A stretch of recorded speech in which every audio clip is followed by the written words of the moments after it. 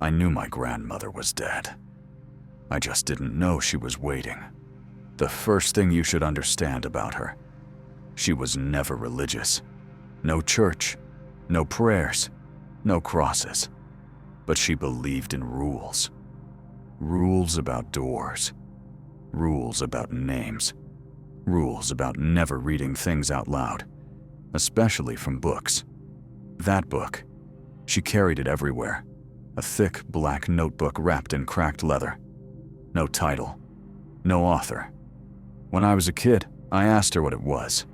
She put her finger to my lips and whispered, "It's how I stay alive." She died in her sleep.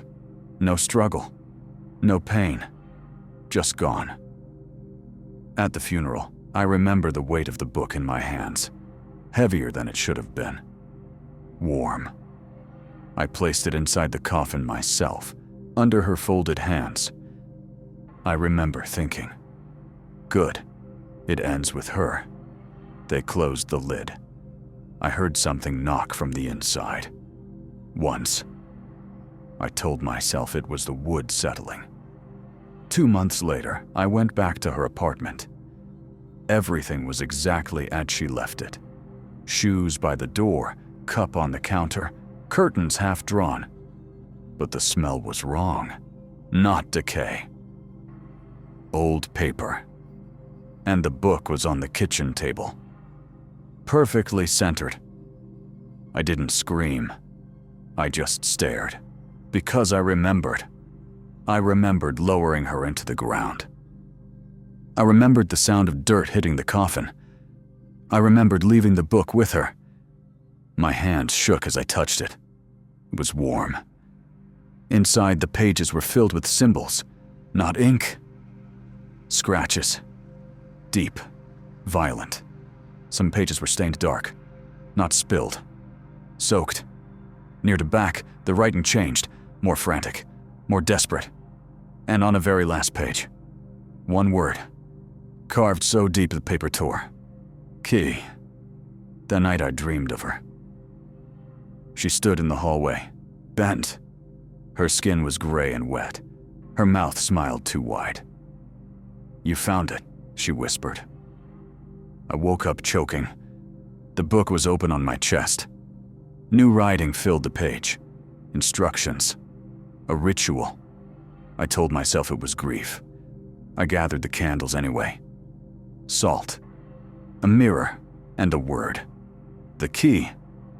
When I spoke it, the room went cold.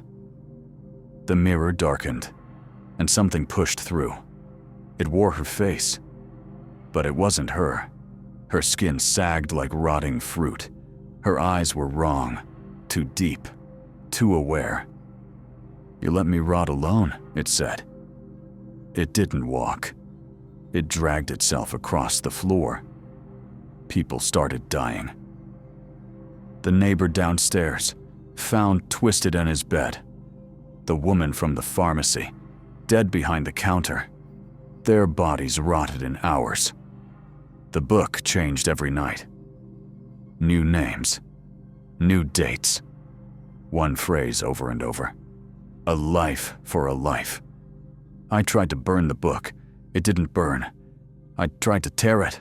The pages screamed. On the 7th night, it came for me. Crawled along the ceiling.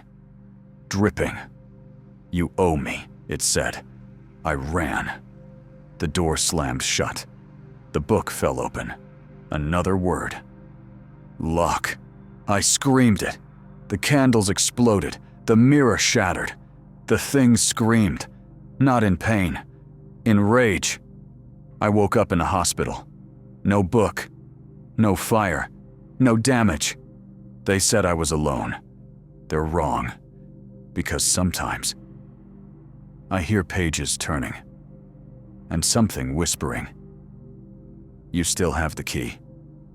Last night, my door was unlocked, and someone was sitting at my kitchen table, smiling, waiting. Because death rituals don't end. They only pause. And I'm running out of lives.